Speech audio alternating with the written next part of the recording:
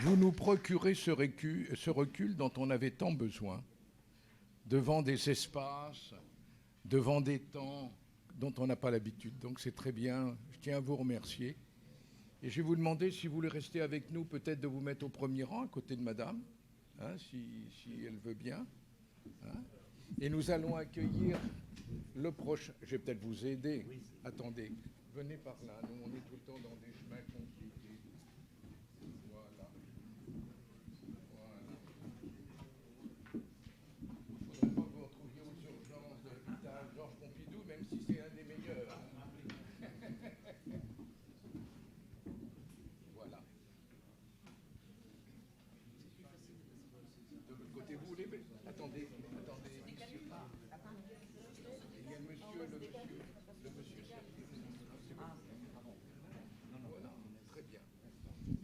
Alors, et voilà, justement, il arrive, vous voyez. Alors, je suis très heureux non pas de vous présenter, parce que vous le connaissez peut-être mieux que moi. Jusqu'à maintenant, nous avons eu des intervenants souvent scientifiques, et là, nous rentrons dans le dur, je dirais, c'est-à-dire dans les sciences humaines, c'est-à-dire dans les approches, on était dans l'histoire, donc des traditions. Et j'ai demandé à Galeb Bencher, que j'ai beaucoup apprécié il y a 10 ans, et je suis très très heureux de le retrouver là. Et c'est par amitié, a-t-il dit, qu'il venait nous voir. Si ça ne vous ennuie pas, on va peut-être m'écouter là 2 secondes, et l'écouter lui peut-être. Donc je demanderai peut-être le silence. N'est-ce pas? 2 words. Donc, Galeb Bencher, en définitive, va nous parler de la tradition de l'islam. Donc, c'est l'un des premiers, si tu veux bien, si vous voulez bien, prendre la parole, vous asseoir à la place fatidique.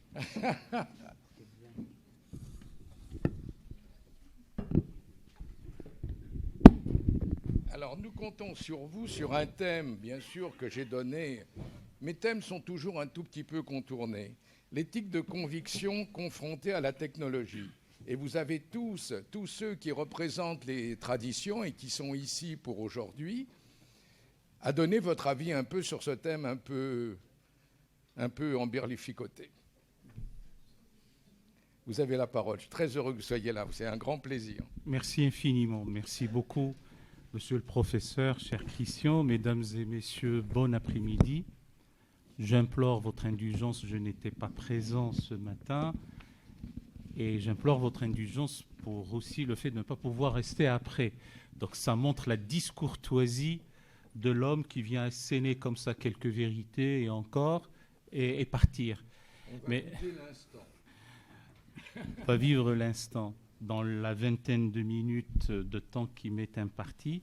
Et je vous prie de croire que c'est, comme on le dit souvent, pour des raisons indépendantes de ma volonté, et ce sont ainsi les contingences humaines. Votre serviteur est à la fois physicien, loin d'être nobélisable, il faut du temps et de la recherche, et garder son humilité devant les véritables savants, mais aussi il se trouve que, maintenant le mot est à la mode et la discipline va recouvrer ses lettres de noblesse et devenir une discipline prestigieuse, l'islamologie savante. Et donc un islamologue, c'est celui qui essaye de tenir un discours rationnel, voire intelligent, sur le fait islamique, indépendamment des considérations proprement cultuelles ou confessantes. Et donc c'est peut-être sous cette casquette-là que je m'adresserai à vous. Donc je prends cette première précaution oratoire. Deuxièmement, quand bien même je voudrais parler de la tradition religieuse islamique, je ne pourrais pas. De quel islam s'agira-t-il ? Un peu comme Georges Burdeau quand il parlait de l'État en disant « mais moi l'État je ne le vois pas », moi l'islam je ne le vois pas. Enfin, je n'ai jamais vu un islam marcher, boire. Donc ce sont des hommes et des femmes selon des traditions, selon des écoles de pensée. Ça va depuis l'épouvante que nous connaissons maintenant jusqu'à la fine pointe de la spiritualité, de la théosophie ismaélienne notamment. Et donc la gamme est très grande. Ce serait vraiment une énorme prétention de vous dire que je viens vous dire la version standard de ce que dit l'islam, monsieur islam, sur telle ou telle question. Je me place d'emblée sur un plan testimonial, c'est le témoin qui parle, l'homme, mortel parmi les mortels, et ce qu'il vous dit est révisable.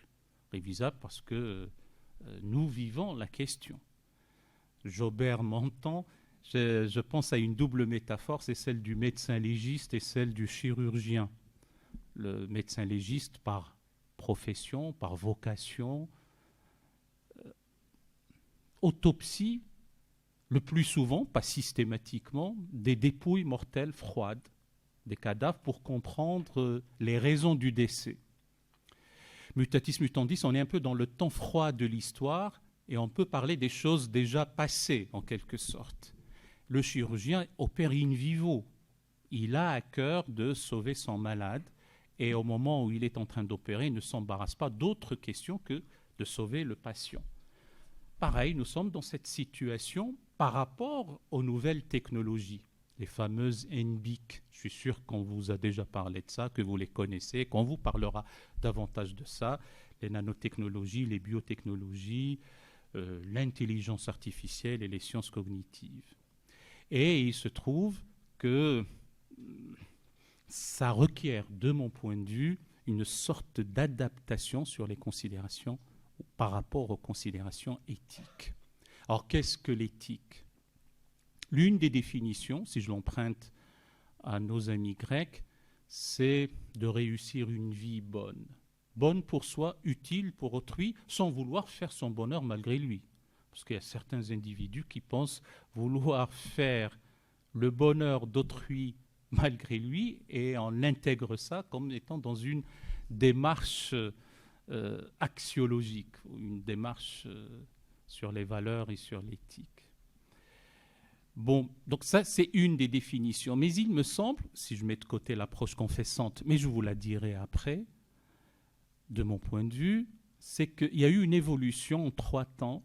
La première, c'est que depuis l'avènement de ce que d'aucuns appellent la civilisation humaine, certains la font remonter à Sumer, et puis par la suite, ici, puisque j'ai cité les Grecs, c'est de vouloir s'impliquer dans la gestion des affaires de la cité. Et parfois y donner sa vie pour que la cité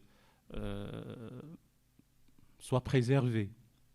Et après, on s'est occupé davantage du salut de son âme. Et après, maintenant, ce sont plutôt les principes dits de précaution, de maximisation de sécurité, du moindre risque, des choses comme ça qui sont au centre des préoccupations majeures de ceux qui réfléchissent à l'homme. Qu'est-ce que c'est que l'homme, l'être humain, sa vie, sa relation avec autrui, et quel est cet autrui? Reste-t-il un humain ou c'est plutôt quelque chose qui est élargi au vivant? Donc c'est qu'est-ce l'homme finalement, avant de venir aux technologies? La question principale, la question de Kant, la question de certains. Qu'est-ce que c'est qu'un humain? Descend-il d'un couple originel, comme ça nous est, pardonnez-moi le terme, vendu dans les Écritures saintes, ou descend-il d'un primate? Ou encore est-il cet arrière-petit-neveu d'une limace qui a inventé le calcul intégral et qui s'est mis à rêver de justice? Voilà une des définitions de l'homme. On en connaît une autre, c'est celle d'un petit tas de secrets. Voilà encore un homme. Qu'est-ce que c'est qu'un homme, un être humain? Et donc, qu'est-ce que c'est que l'humain au XXIe siècle, après en avoir mangé quasiment 2 décennies? Quelle est la relation au vivant et à la nature, même d'une manière générale? Et cette corrélation, ces connexions, comment vont-elles être vécues? Comment vont-elles être régulées? Et par quel principe? Par quelle valeur? À ne pas confondre valeur et principe. Donc, ces interrogations-là sont au cœur des préoccupations des éthiciens de nos jours, en face de la technologie. En réalité, si je parle de technologie, je devrais parler davantage de science et après je reviendrai à la technologie. Parce que n'oublions pas que la science est en même temps sans être macronien, en même temps, mère et fille de la technologie. Et donc, il faut peut-être mener la réflexion d'abord sur la science, et après, on peut parler de la technologie. Enfin, c'est bizarre le fait d'être mère et fille de quelque chose, mais pour la technologie, c'est possible. Et donc, la relation entre, cette fois-ci, si je me mets dans une approche confessante, parce que n'oublions pas que ce que je vous dis, je le fais soit du point de vue de l'anthropologie du fait religieux, et dans ce cas, le fait religieux, la donne religieuse font partie d'une approche anthropologique, et je me mets à l'extérieur de la sphère de la foi. Et quand il s'agit d'aborder le thème du point de vue, j'allais dire, de la sphère de la foi, je le souligne, j'allais dire, par rigueur méthodologique, rien d'autre. Rigueur méthodologique, radicalité méthodologique, tendresse pour les êtres. Il y a un vieil adage qui nous a été appris ainsi. La tendresse est pour les êtres avec lesquels nous sommes, mais en ce qui concerne la rigueur académique ou la rigueur méthodologique, il faut l'avoir tout le temps. Et donc, c'est plutôt une relation foi et science, foi et raison, science et spiritualité, et après, comment ça se découle avec notre technologie et l'éthique. À mon avis, il y a eu 4 temps dans la problématique, la corrélation, je ne trouve pas d'autres mots, les liens entre foi et raison, science et spiritualité. D'abord, le conflit, puis l'indifférence, par la suite le dialogue, et enfin l'intégration réciproque. C'est ce que, me semble-t-il, nous vivons aussi maintenant. Alors là, le conflit, parce que, n'oublions pas, c'est un truisme que de le rappeler, les fameuses barrières ou limites qui ont été abolies. Alors, qu'est-ce que j'entends par le mot barrière ou limite? Entre le ciel et la terre, avec Galilée, c'est une façon de parler, hein. Entre l'homme et l'animal, avec Darwin, entre le conscient et l'inconscient, avec Freud, et maintenant entre le réel et le virtuel. Et quand on n'a plus les bonnes limites, je ne sais plus qui a parlé de question de frontières, on n'a plus les bonnes frontières, c'est quelque part, il y a quelque chose qui est flou, qui n'est pas encore bien déterminé, etc. Et on a les fameuses lectures, la lecture naïve, somme toute, des écritures, si on les prenait au pied de la lettre, bien entendu. Et puis de l'autre côté, le scientisme du XIXe siècle, triomphant, drastique, qui pense dirimer les thèses religieuses, même avec dédain. Vous pensez que dans l'Arche de Noé, il y avait les marsupiaux d'Australie, le tamanoir du Chili. Vous pensez qu'il y avait au 4e jour les arbres et au 5e jour, dans la cosmogonie génésique, hein, le 4e jour les arbres et le 5e jour le soleil. Alors où est-ce qu'elle est la photosynthèse dans cette affaire et la chlorophylle? Donc voilà. Tout ce que vous nous racontez ne relève que de billevesées, de fadaises, d'arguties, d'idioties, d'empiricies, de compréhension et d'analyse. Donc on va balayer tout ça et il n'est de triomphe que celui de la science et il n'est de description du monde qu'une description scientifique. Et j'ajoute à titre personnel, oui, il n'est de description du monde que description scientifique. Ça ne veut pas dire que si je vous présente les choses comme ça, c'est que je n'y souscris pas, au moins pour cette partie-là. Il n'est de description du monde, et a fortiori le monde sensible, que scientifique. Sinon, on ouvre la porte à tous les charlatanismes. Et donc, il faut endiguer, de mon point de vue, toutes les présentations improbable, en tout cas, de la description du monde. Il y a une axiomatique d'un discours religieux sur la création du monde, etc., qui se trouve être éculé, je le dis. Alors, l'autre pathologie de l'autre côté, c'est le fait de vouloir, coûte que coûte, faire de ce qu'on appelle du concordisme. C'est même la pathologie de nos jours du concordisme, qui consiste à faire coïncider, même en la pliant, l'idée que tout se trouve dans l'ancienne, dans les Écritures, et a fortiori, pour votre serviteur, se trouve dans le Coran. D'abord, ça trahit une paresse intellectuelle et une carence au niveau de l'exercice scientifique, et puis venir me faire comprendre que la vitesse de la lumière se trouvait dans le Coran, pas sous sa forme numérique, mais d'une manière un peu métaphorique, mais s'y trouver, ça relève quelque part de ce que j'ai appelé là une pathologie du concordisme. Donc sinon on évite ces deux écueils, eh bien, à un moment donné, on a passé une période dite d'indifférence, et après, des théologiens, des philosophes et aussi des scientifiques se sont mis à essayer de comprendre. Et après, je finirai bien sûr avec la question de l'éthique. Alors, ils essayent de comprendre les finalités de la vie, d'essayer de répondre aux sempiternelles questions auxquelles l'homme est confronté, qui ne cesseront jamais de le tarauder. La question des origines, la question des fins dernières, les questions eschatologiques, le télos de la vie, les questions téléologiques.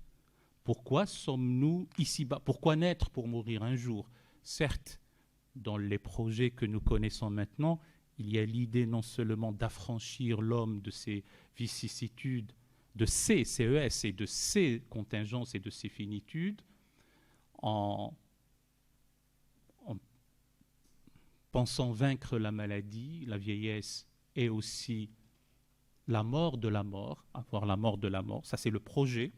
En revanche, comme question cruciale auquel l'homme est confronté, c'est le sens de la vie, le triple sens du mot sens, c'est-à-dire est-ce qu'on va avoir d'autres sens, au sens sensible, quel sens de la vie, une sorte d'orientation, et aussi quel sens au sens de signification de tout ça, de ce à quoi nous avons affaire. Et sommes-nous en absurdie dans un univers kafkaïen, ou y a-t-il une raison? Pourquoi y a-t-il quelque chose plutôt que rien?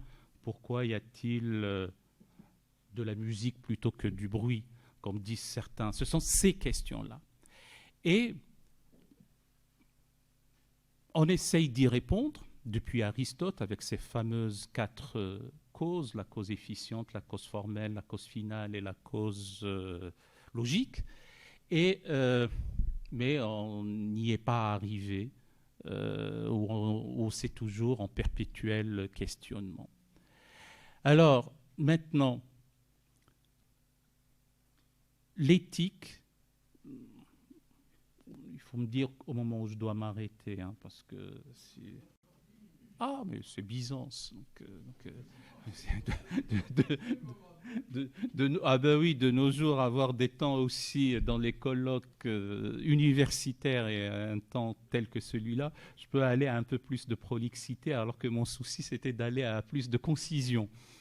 Et donc, ce qui nous préoccupe maintenant, après ces considérations de vouloir répondre au pourquoi de la vie, vous savez, tout à l'heure en disant à propos de la description du monde, elle ne devait être que scientifique si on devait en avoir une, parce que nous dit-on, oui, mais la science, par la suite les technologies, mais davantage la science, répondent surtout au comment. Elle a une approche plutôt descriptive de la nature, de l'univers, de la création, et puis même de la vie au sens biologique, du vivant. Et alors que la religion répond plutôt au pourquoi. Ce n'est pas aussi vrai. Parce qu'il y a aussi des réponses au pourquoi dans la science. Quand on a posé la question, mais comment les oiseaux volaient, ça n'a pas fait avancer l'aéronautique. Mais le jour où on a posé la question, mais pourquoi les oiseaux volent, on a compris l'aéronautique. Alors le pourquoi ici, c'est une des réponses, une des causes. C'est pas une cause logique, c'est parce que là, on a introduit les idées de portance, de traînée, etc., pour faire avancer la dite aéronautique. Donc, la science peut aussi, ou s'arroge un domaine, une possibilité de répondre au pourquoi, pas à la totalité des possibles, des pourquoi en question, mais en tout cas à une partie. Et là, même si on dit que la science nous dit comment est le ciel et la religion nous dit comment on va au ciel, il reste que le fameux Yalta entre les questions religieuses et les questions scientifiques n'est plus aussi respecté qu'on l'a pensé il y a déjà de cela quelques années. Donc, après le dialogue, il va y avoir une sorte d'intégration réciproque entre les éthiciens et le monde de la spiritualité, d'une manière générale, pas nécessairement abrahamique, judéo-islamo-chrétienne, peut intégrer aussi d'autres formes de spiritualité, notamment celle d'Extrême-Orient, et les données scientifiques. Si je ramène tout ça à nos considérations technologiques, quelle éthique allons-nous avoir lorsque, si j'entends le Dalai Lama dire « je n'exclus plus maintenant le fait d'être réincarné en ordinateur ». Quelle éthique, vous attendiez peut-être quelques réponses de ma part, alors que je suis venu en poser davantage, j'allais dire, de questions. Quelle éthique allons-nous avoir lorsque on nous dit qu'on va télécharger la conscience humaine et qu'à la mort physique, il va y avoir une sorte d'immortalité digitale? Quelle éthique allons-nous forger, si je puis dire, en ayant une intelligence artificielle qui, du coup, n'est plus subordonnée ou assujettie au créateur humain, parce qu'on m'a expliqué que l'autonomie des ordinateurs, dans le cadre de cette, je le dis sous le contrôle de ceux qui savent infiniment mieux que moi ces questions, que l'intelligence artificielle fait en sorte que la capacité des ordinateurs double tous les 18 mois. Donc il suffit simplement de calculer la raison. Double tous les 18 mois, ce qui sous-entend qu'en 2040, 2035, 2040, eh bien, elle s'émancipera des programmateurs, de ceux qui font les programmes. Et là,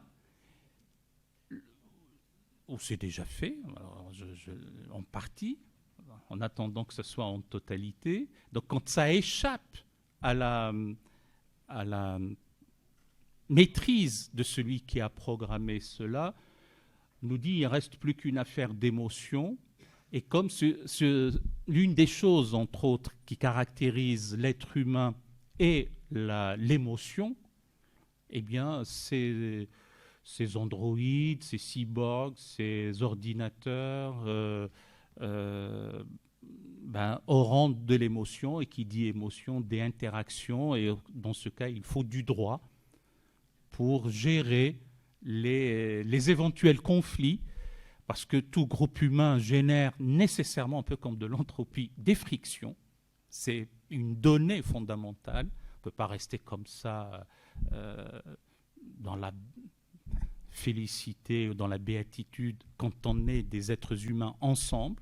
Et bien maintenant, les difficultés s'élargissent, y compris à ces êtres qu'on ne peut plus qualifier d'humains. Et puis,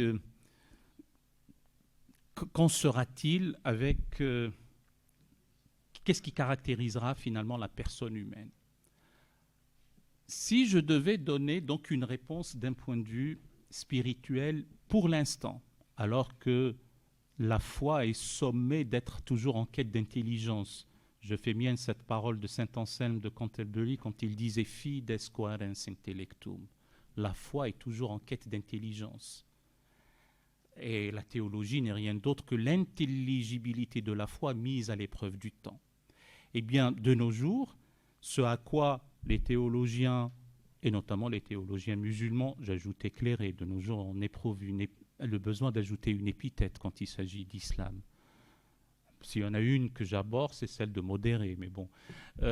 Donc, ces théologiens éclairés essayent de retraduire les textes, surtout le fameux passage, deux passages. Et j'arrêterai là parce que les références scripturaires, et notamment coraniques, sont à manipuler, si je puis dire, avec beaucoup de précaution.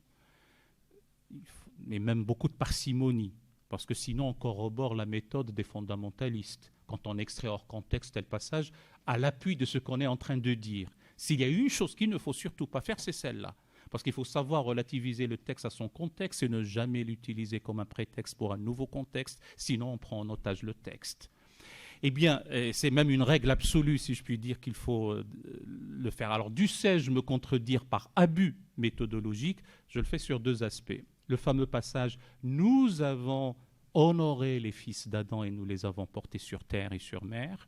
Donc, il y a une sorte d'annoblissement et le fait d'avoir honoré les fils d'Adam à double consistance, une enveloppe pulvérale, une enveloppe charnelle, pulvérale, de poussière. Memento homo qui pulvis in pulverim revertiris. Rappelle-toi, homme, que tu es poussière et à la poussière tu retourneras. Ça, c'est l'aspect, j'allais dire, charnel, l'enveloppe qui va se décomposer. Et il y a une dimension pneumatique, le pneuma, le souffle, c'est le fait que cette enveloppe-là devienne récipiendaire, réceptacle du souffle, du miséricordieux, du compatissant par excellence. Je crois que peut-être qu'il est temps d'arrêter. Eh bien, parce que j'essaie d'être discipliné, tout simplement. Quand on n'a pas de texte, alors là, il faut se méfier des orateurs qui n'ont pas de texte et qui ont un micro. Donc, j'arrête là, tout simplement, en vous demandant pardon pour le discours décousu, mais je suis à votre entière disposition s'il y a des questions.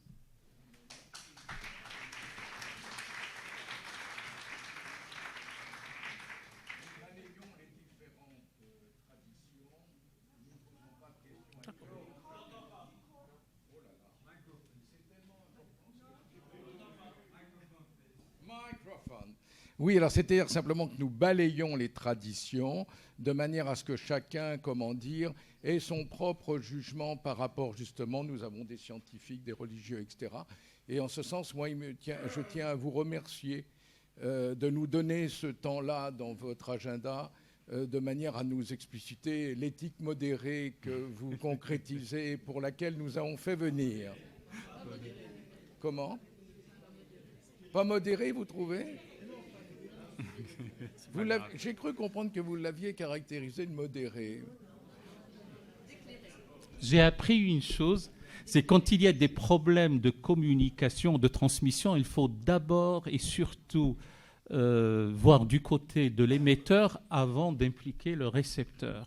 Alors si ça a été perçu comme ça, c'est que je n'ai pas été suffisamment explicite. Mais il y aura le texte, puisque Com est là justement pour faire tout le travail. Et bien sûr, vous recevrez tous la synthèse, j'ai oublié de le dire ce matin. Et bien entendu, nous vous demanderons à chacun de faire un texte et nous le publierons dans un numéro spécial avec David Wechtub, s'il le veut bien, dans notre revue Ethics, Medicine and Public Health, si c'est possible, en français, puisque, comment dire, nous avons à la fois du français et de l'anglais. Merci beaucoup. Merci. Je vais donc demander maintenant à Jean Bebéro s'il veut bien venir.